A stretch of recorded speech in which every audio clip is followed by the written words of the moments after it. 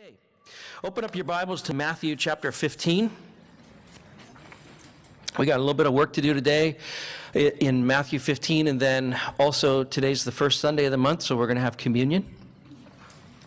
I'm looking forward to that. But we have a great lesson, actually a couple lessons in here, but one main thematic lesson. We just went through this whole lesson last week with Jesus and the Pharisees and the challenge that was put forward about the washing of hands. We're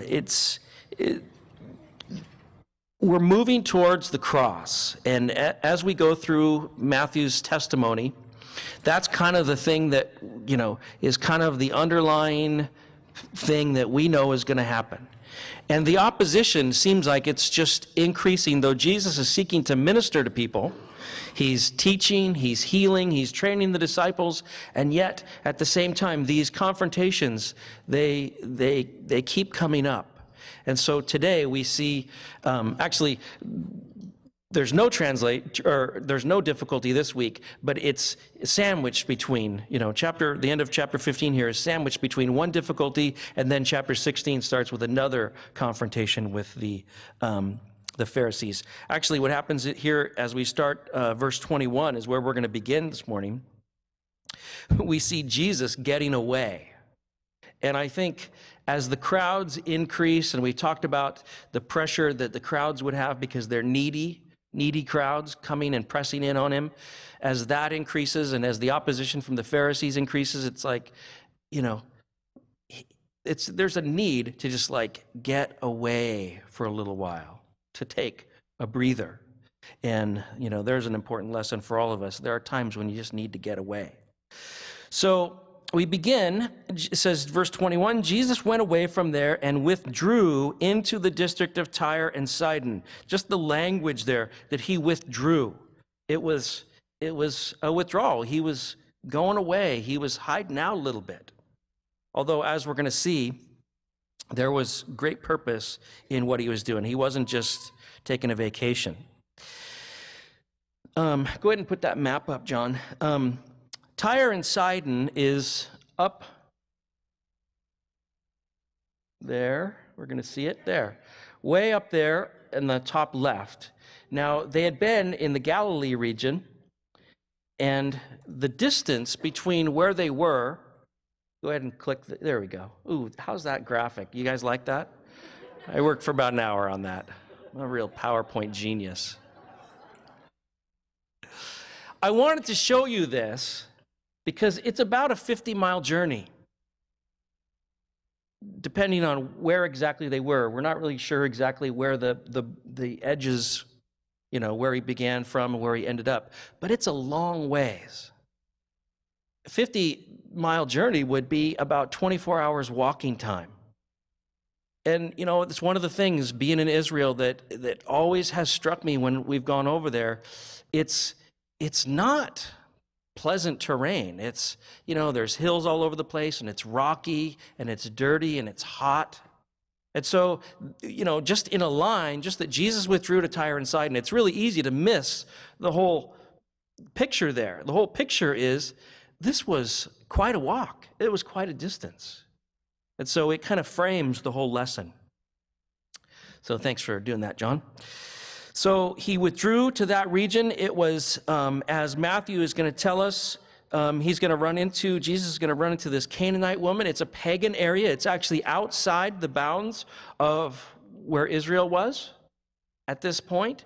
And so he's going outside of Israel. He's going to the pagans. He's going to a pagan region, a Canaanite inhabited region. And so it says in verse 22, a Canaanite woman came from that, or from that region, came out and began to cry out, saying, "Have mercy on me, Lord, Son of David. My daughter is cruelly demon-possessed." But he did not answer her a word. And his disciples came and implored him, saying, "Send her away, because she keeps shouting at us." And he answered and said, "I was sent only to the lost sheep of the house of Israel." But she came and began to bow down before him, saying, Lord, help me. And he answered and said, it's not good to take the children's bread and throw it to the dogs. But she said, yes, Lord, but even the dogs feed on the crumbs which fall from their master's table. Then Jesus said to her, O woman, your faith is great. It shall be done for you as you wish. And her daughter was healed at once. It's an awesome story. It's a great miracle. And as we look at it, there are so many lessons contained in this one miracle, in this one instance. You have the idea that he traveled 50 miles to go talk to this woman. She's a Canaanite woman. She's not unlike the Samaritan woman in John chapter 4, the woman at the well.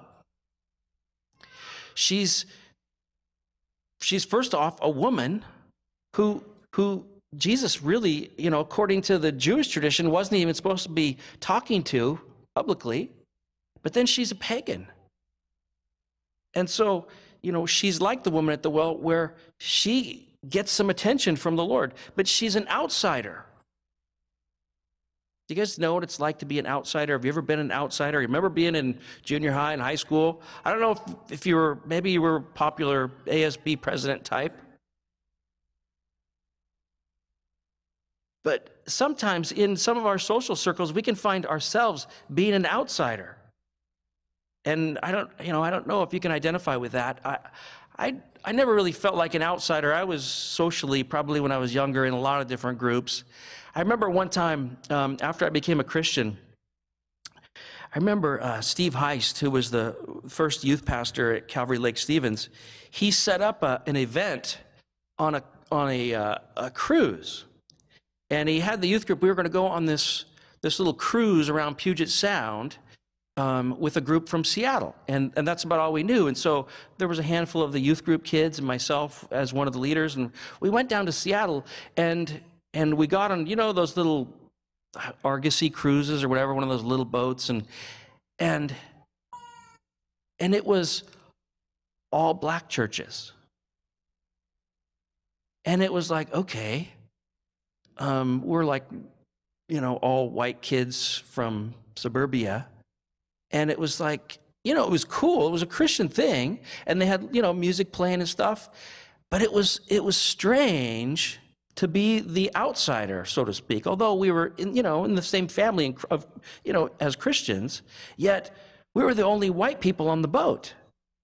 And it was like, oh, this is what it feels like. It's kind of strange. Maybe you've been that, whether it's an ethnic thing or some other way. If you've ever been like a minority, it's a strange feeling. And they did some things that it's like so foreign to me. Like this was all a Christian thing, and they were doing Christian music, and they had different bands, and then they started doing a fashion show. So it was a Christian fashion show on the ship, and it was like, okay, culturally, I'm totally an outsider here. But this woman, she's an outsider here as Jesus approaches and he's there with the disciples. She approaches him, but the approach is, and as we'll see, is she's going to call out to him as the Messiah, and yet Jesus is going to rebuff her because she's not a Jew. She calls out to him. She cries out. The language there talks about her desperate need when she comes to him. In verse 22, it says she's crying out. Later, we see that the disciples get irritated. They tell Jesus, hey, can we ditch this woman? Because she's shouting at us. Again, that gives us an idea of what these guys were getting used to as the crowds would come. They weren't just people like, oh, hey, I'm dying. Could you heal me? It was desperate people. And this woman was a desperate woman. She was crying. She was shouting. She was emotional. And exactly what the disciples said is like, hey, can we get rid of her? Maybe they were saying, hey, Jesus, how about a little healing here so we could deal with this? I think I would be, I'd be saying that. Saying, how about this woman, Jesus, can we get rid of her? Heal her, shut her up. Because she's driving us crazy. I don't know if you've been with somebody who's desperate, who's sick, maybe close to death. You get kind of crazy. Lord, I want healing. I want them to be healed. This woman, she wanted some attention from the Lord on behalf of her daughter who was cruelly demon-possessed.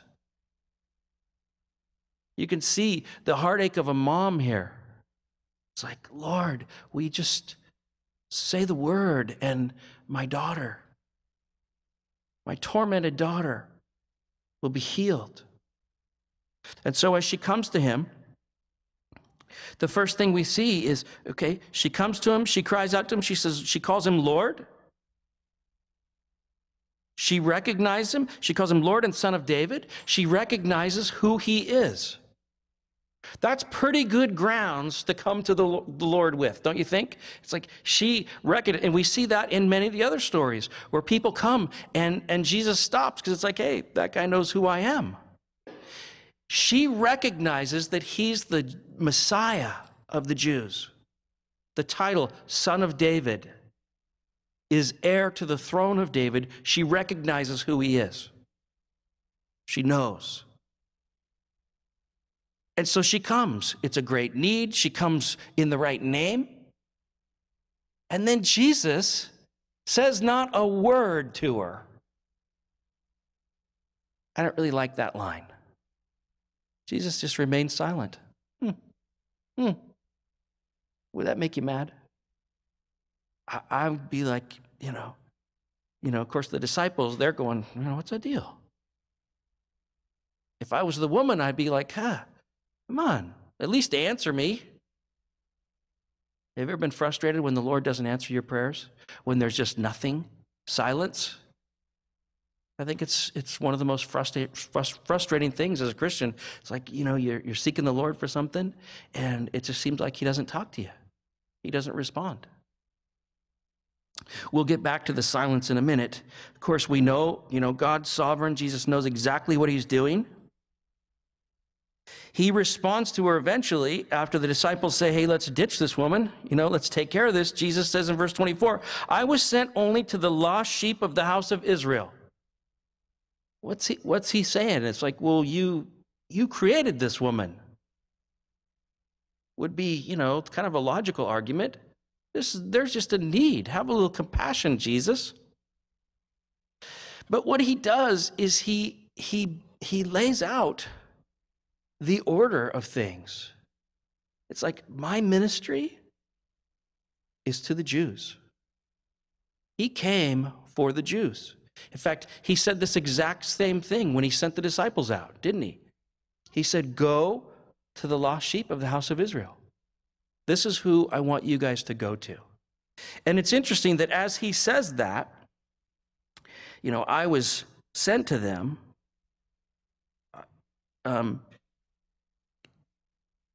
It is those same instructions that he gave, and it's exactly what Paul talked about. Turn over to Romans chapter 1. Paul says something very similar about the timing and the order in the ministry. Romans 1:16, a verse you'll probably be familiar with, pretty well-known verse. He says, I am not ashamed of the gospel, for it's the power of God for salvation to everyone who believes, to the Jew first, and then the Greek. And we have there this exact same thing that Jesus is saying. It's like there is an order in the way that the gospel has come to the world. And it's come to the Jew first. And so when Jesus says, hey, I wasn't sent to you, I was sent to the Jews. We know that God revealed himself to the Jews first, right? He gave the law to who? To the Jews. He promised the Messiah to whom? To the Jews. Now, in the prophecy of the Messiah, we know that the whole world was going to benefit from this Messiah that was to come. Yet there is a timing and an order that he is pointing to and just saying, this is the first part of this ministry. It's to them. And so as he is responding to her, it seems as though he's being rude. It's hard to read this without just going, okay, first of all, he's quiet, and then he says, hey, I didn't come for you. It seems as though he's being rude.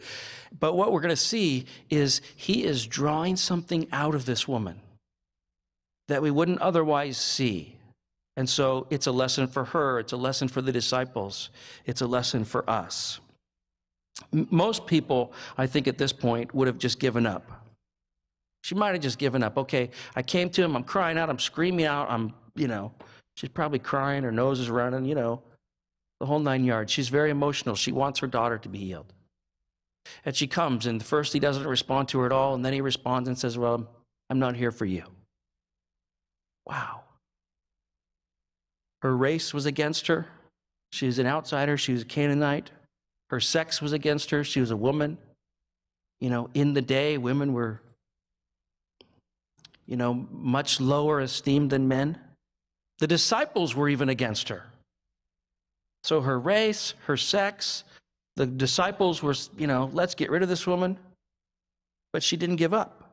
And I think that's what we're going to see here is though Jesus seems to rebuff her, she doesn't give up. He wasn't trying to be difficult. Rather, he was working something out of her. He was working her. And so again, after he says, hey, I just came for Israel. Then we see her approach, verse 25, where she came and she began to bow down before him. This word bow down, it's proskuneo. And it means, I love the richness in the definition of this word. It means to bow down and to come forward as to kiss, like a dog licking its master's hands. I remember the first time I read that, and I thought, that is so glorious. Because, the difference between cats and dogs, cats couldn't care less. They don't ever do that. You could pet me for a little bit. Okay, that's enough. Dogs, they're just like, give me more. I want to lick your hand. I just want attention. I don't care. You can kick me. I'll come back. Dogs are they're just love. They're just love all the time. Most dogs, unless you got a mean dog. But this idea that she bowed down, she was humble before him. So she acknowledged who he was, and now she's, even after having been rebuffed, again, a lot of us would have given up. We would have said, okay, whatever, Messiah, you're not doing what I ask you to do. And so what we see is we see her persistent faith. She worships him. Notice as well, in her prayer, she's talking to Jesus, so we can consider this a prayer. It's her request. It says she's crying out, verse 22, have mercy on me. Lord, Son of David, my daughter is cruelly demon-possessed. And then again in verse 25, she bows down before him saying, Lord, help me. Here's a great lesson about prayer. In prayer, we bear the burdens of one another. This woman, and of course you see the picture there, she's a mom. She's a mom who's concerned about her daughter, but her daughter's concern became hers. Her daughter's burden was her own. Love carries the burdens for others. And this is what we're supposed to be doing in prayer. We're supposed to carry the burdens on behalf of others, to bring others before the Lord, to cry out on behalf of others. And so I love that picture as she is loving. Galatians 6:2 says, bear one another's burdens and thereby fulfill the law of Christ. Love one another. It's what we're supposed to be doing. And certainly she's loving her daughter even as she's taking upon herself this great burden that she has. Help me. My daughter is demon-possessed. And again, Jesus seems to rebuff her. He answered her, verse 26, and said, hey, it's not good to give the children's bread to the dogs. Not only, he was silent first, then he says, I'm not really here for you. And now he calls her a dog, which is a common term that the Jews had for the Gentiles. They referred to them as dogs. It's like, Jesus, what's the deal? You're being very discriminating here. It seems like, doesn't it? Until you put the whole thing together. It seems like he's putting her off. And now he's just saying, we feed the kids first. Again, there's that idea of timing. In the order of a meal, in many countries, I know when I went down to Mexico, one of the times when I stayed with a family, I think the first time I went, I hated this, that the husband, the father and I ate first. We were at the table by ourselves, and we ate. And it was like, and I remember the missionaries thing, in my brain, just, do what they do, eat what's put before you, do all these things. And it's like, I don't like this cultural thing. I like to eat as a family. I want to have some chaos and not just have this kind of order of things. But, there is an order. And in a lot of cultures, there is an order. But certainly, you don't feed the dogs at the same time you feed the kids, unless you're in my house and, Rudy and Bug eat very well while we're eating, especially if there's any fat on the steak, But again, he basically says no. He throws up this thing and says, no, it's not good to take the children's bread and throw it to the dogs. And then, again, you see this woman, she's not going to be put off by the Lord. She reasons with him. I don't think this is necessarily, she's not being disrespectful here. She calls him Lord again, verse 27, but she says, yes, Lord, even the dogs feed on the crumbs which fall from their master's table. And it's like, okay, you got me. Good argument. It's a great argument, isn't it? He's like, well, when stuff gets dropped on the ground, I'm just looking for crumbs. Say a word. Just say a word and my daughter will be healed. And so she gives a great argument, and it says that her daughter, Jesus commends her, says, your faith is great, it shall be done for you as you wish. And that moment, her daughter was healed. She got exactly what she wanted. And so you look at this whole thing and just go, okay, what just happened? She comes to him in need, she's crying out, she acknowledges who he is. That's good. It's good to know who it is we're addressing. She understands that he's the Messiah. He's silent. Why? He draws her out. He's drawing something out of her. He says, I didn't come for you. I came for the Jews. At that point, I'd like, if I was the woman, I would have said, well, what are you doing in Tyre then? She didn't say that, but I would say it, maybe. Well, probably not. But it's a good question, don't you think? I didn't come I came only for the Jews. What are you doing here then? That's really part of the beautiful part of this story, is he had walked 50 miles for one person, her. He came for her. And then this whole thing, of course, God is sovereign. He knew what was going to happen. And so he draws her out. He says, I came to the Jews, in his silence. Seems like a dismissal. But what he does in the whole course of this exchange is he gives her an opportunity for faith, to demonstrate her persistent faith. And I think that's really beautiful. Our faith should be like this woman's, where we're persistent. We're going to bug the Lord. He doesn't always seem to answer us right away. And one of the things that I've learned as a father, and you guys know I've talked about this, one of the things that I've learned as a father is there are times when I don't answer my kids directly. I don't answer them right away. And honestly, part of it is I like the exchange. I like the interaction. I like to mess with them. I'm just a man. I like to mess with them probably in evil ways, I suppose. But in a good way, I want relationship. I want to have a relationship with them. And if I just did everything that I wanted, they'd just be spoiled. Certainly, if I just did it at their first command, they would just be ruined. But they've learned, they can wear me down. They can bug me. And it's fun, isn't it? Sometimes. He gives the woman an opportunity to demonstrate her faith. And it's important that we see the whole picture, because if he would have just healed her when she said, Lord, Son of David, it's possible that she could have acknowledged who he was without really having faith in him, right? Jesus says that, or John says in his letter that or was it James? I forget, that the demons know who he is and they shudder. It's possible to have an intellectual knowledge of who Jesus is, but not have a saving faith. And so this woman, she knows who he is, and that's great, but he doesn't respond to that. But what we see is that she persists. And even in her persistence, she's, as she's wrestling with him, it's like, yeah, okay, you didn't come for me. So what? We know that you came for the Jews, but then they have that whole talk about the dogs and the crumbs that fall from the table. You see in that exchange, she's expecting grace.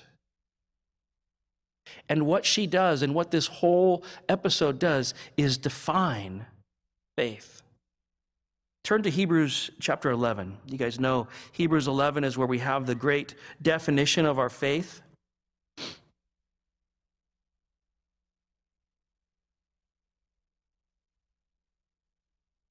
Hebrews 11:1 says that faith is the assurance of things hoped for, the conviction of things not seen.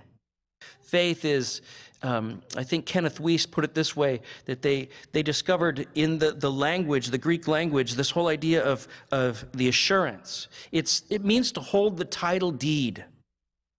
And so you kind of get the picture there. Faith is holding the title deed for what you hope for.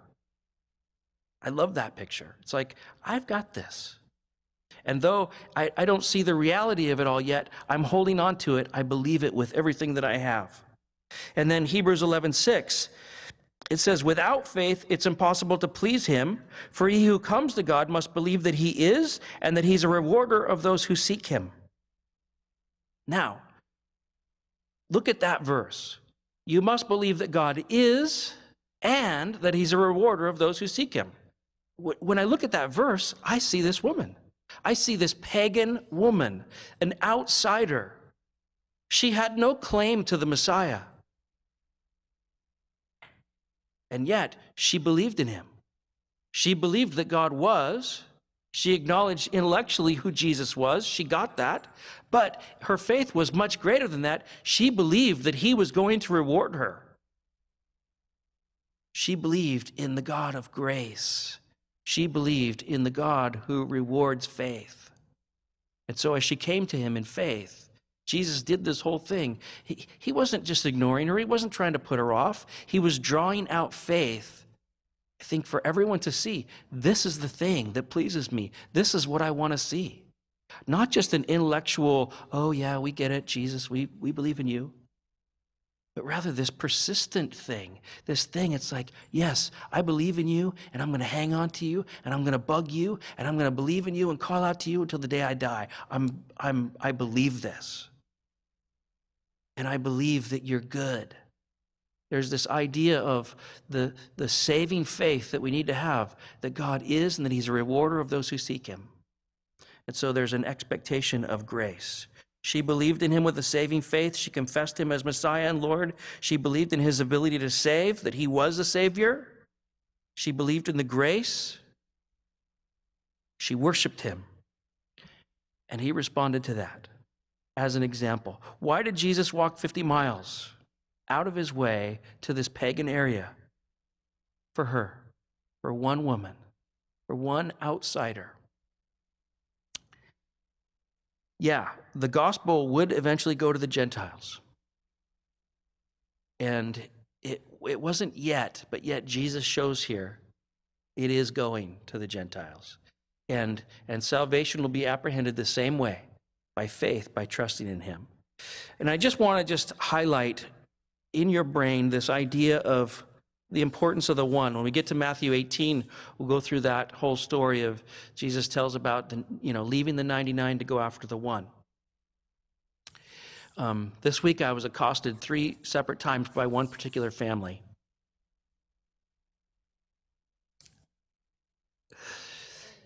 Because and you know what? And it was good. I got a little smackdown. And it was good. And as I was looking at this lesson, it was really important to me because, we've been trying to form the church and the Sunday school and all that, but there's a couple kids who are getting left out. And in fact, someone said to me, well, we're talking about all this community stuff. We're doing all this. We want to do this outreach and blah, blah, blah, blah, blah. What about him? And it's like, oh, it's true. We have to have a heart for the one, not just the masses, and I've told you guys, I want Arlington, we want to move the gospel forward in this community, but we got one kid that's not getting served. No one's taking care of him. And Jesus' heart is to go for just the one. He takes all the guys, he goes through all this trouble for one. And that's what love does. So how's that for a belly punch for getting some Sunday school workers? It is. Sometimes it's one or two kids in a particular age group, but, this is the heart of the Lord. He goes after the ones, the twos. Numbers to him don't matter because he's motivated by love. Again, this story, it's framed between two of these attacks from the Pharisees. We'll get to when we get to chapter 16, we'll see the next one. It says in John 1, 11 through 13, he came to his own, and those who were his own did not receive him. But as many as received him, to them he gave the right to become children of God, even to those who believe in his name, who were born not of blood, nor of the will of the flesh, nor of the will of man, but of God. Jesus came, and those who were his own rejected him. And so it's like, okay, it seems like symbolically, after the last attack, he says, okay, let's go up to Tyre. And he goes up to Tyre and Sidon, and he finds this woman who has great faith. Now, back in our text, verse 29, he's going to do some healing. We'll just go over that briefly. He departed from there. He went along by the Sea of Galilee, and having gone up on the mountain, he was sitting there, and large crowds came to him, bringing with them those who were lame, crippled, blind, mute, and many others, and they laid them down at his feet, and he healed them. So the crowd marveled as they saw the mute speaking, the crippled restored, and the lame walking, and the blind seeing, and they glorified the God of Israel. What can you say? It's great. This is awesome. I love this. I would like to have been there. I'd like to see this whole thing. But to me, those verses are in stark contrast to this other miracle. Jesus did a lot of these kind of mass healings where it was like, tons of people around. There were thousands around, as we'll see. And he does healing, but we never get all the detail that's contained in the one. And it's very possible that people were healed left and right that didn't have a saving faith. Right? Jesus could just heal them to demonstrate who he was. This is part of what he was doing. He was healing, he was teaching, he was showing people who he was. He was revealing, the character of God. And so in there, we see a lot of healings are going on, but it doesn't necessarily mean that they had faith that saved them. Like this woman from Tyre and Sidon. And then verse 32, moving on now, he's back at this in the Galilee region, and he calls the disciples to him, verse 32, and he said, I feel compassion for the people, because they've remained with me now 3 days, and they have nothing to eat. I don't want to send them away hungry, for they might faint on the way. The disciples said to him, where would we get so many loaves in this desolate place to satisfy such a large crowd? I'd want to be smacking some heads together at this point, wouldn't you? I mean, we just, went through the whole feeding of the 5,000. Now they've got a smaller crowd. He says, hey, you see his compassion. It's like, hey, these guys are hungry. We need to feed them. And these guys still don't get it. Well, where are we going to? I don't know. Where would we get enough food, Jesus?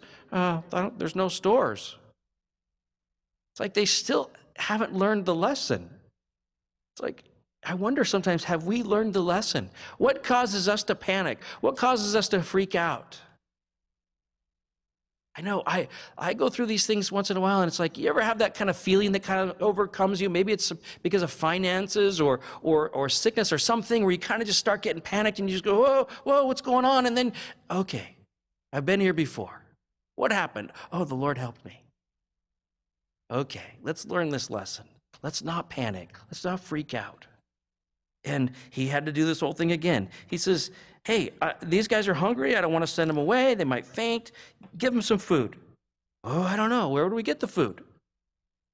Jesus, okay, let's do this again. We just did it a little while ago. How much do we have? Oh, not enough. How much do you have? They said seven loaves and a few small fish. Then he did what he just did before. He says, okay, have the people sit down. Have them sit down on the ground. And he took the 7 loaves and the fish, and giving thanks, he broke them and started giving them to the disciples, and the disciples gave them to the people. And they all ate and were satisfied. Just like before. Everyone got enough. The Lord did what the Lord does. He took not enough, and with his miraculous power, he made it enough. It says, verse 37, they all ate and were satisfied, and they picked up what was left over of the broken pieces, 7 large baskets full. And those who ate were 4,000 men, besides the women and the children. So again, you can do the math. It's not 4,000 people. It's probably 8, 10, 12,000 people. And the Lord does it. He does it again. And it's a great lesson for the disciples again. It's like, okay, let's go through this. The Lord sometimes has to repeat lessons for us, doesn't he? He has to bring us through things a few times because we're knuckleheads. And it's like, okay, let's do this again. You can't do it. There's a great need. You can't do it. You're not enough. Your resource isn't enough. Give it to me. In my hands, it's more than enough. It's a great repeated lesson. And sending the crowds away, verse 39, he got into a boat and he came to the region of Magadan. So there would be the west coast of the Sea of Galilee, where Mary Magdalene was from. And it's there as they go get back on land that the Pharisees or the Sadducees and the Pharisees, they're going to come up to him, and chapter 16 begins with, show us a sign. I always love that one. It's like, do a miracle for us. It's like, I always want to do the snappy answers to stupid questions. Oh, you want to see a miracle, huh? What have I been doing? He's been doing what he does. I love the idea of him just going after the one.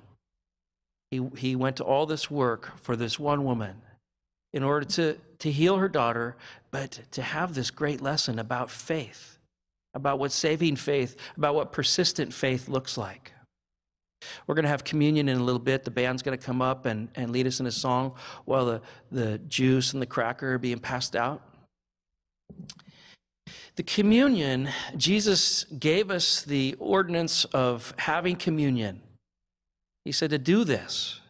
And we do it. We do it once a month, but of course you can have communion all the time, any day.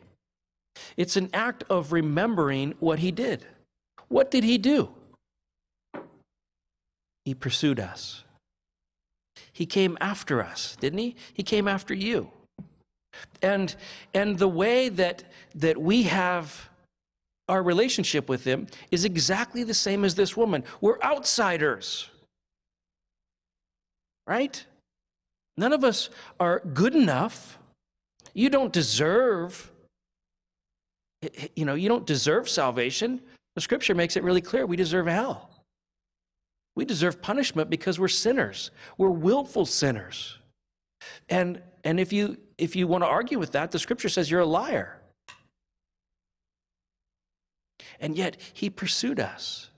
The God of the universe sent his son, Jesus Christ, to come to demonstrate who he was. And as Matthew tells us in the very beginning, quoting from the angel, he came to seek and to save the lost. He came for you and for me. Yes, he came to the Jew first. It was an order thing, but he came for you and I. And so at communion, all we do is acknowledge, yes, I believe that. Not intellectually, not just, oh, yes, I believe in Jesus that died on the cross. Yes, it's history. No, people do. People have that. They've locked it away in some intellectual area of their brain. It's not an intellectual thing. It's a truth. But it's apprehended in the same way that this woman's miracle was apprehended, by faith. We believe. And that faith is one that's persistent. We're going for it. We're believing. We have believed, and we're going to continue believing. Amen? And so when we take the juice and the cracker, we're just saying, yes, I believe in what you did for me, dying to pay the penalty for my sin and for the sins of the world. And so when we take that, we acknowledge and remember. So the guys are going to pass out the juice and the cracker. As they do, just hang on to them, and then we'll take them together.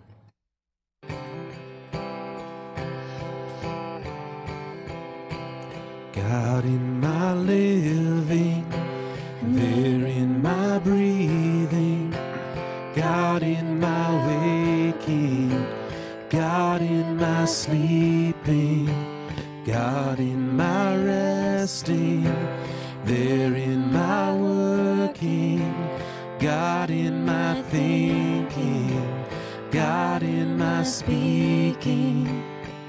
Be my everything, be my everything, be my everything, be my everything. God in my hoping, there in my dreaming, God in my watching, God in my waiting, God in my laughing, there in my weeping, God in my hurting, God in my healing. Be my everything, be my everything, be my everything, be my everything, be my everything, be my everything, be my everything, be my everything. Christ in me, Christ in me, Christ in me, the hope of glory. You are everything. Christ in me, Christ in me, Christ in me, the hope of glory. Be my everything, be my everything, be my everything, be my everything, be my everything, be my everything, be my everything, be my everything, be my everything, be my everything, be my everything, be my everything, be my everything. In God in my living, there in my breathing, God in my waking, God in my sleeping, God in my resting, there in my working, God in my thinking, God in my speaking.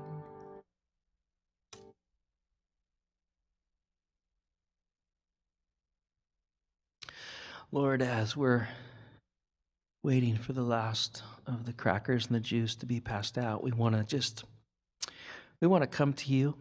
We want to come to you exactly like this Canaanite woman, acknowledging, Lord, that we haven't earned the right or privilege to come to you through our own merit or good deeds or anything else. Lord, we want to come to you solely by faith, by grace. We acknowledge, God, that the only way you receive us is because of what your Son did. You acknowledge him, and he's pleasing to you. And we're pleasing only as we have this faith, this trust, this hope.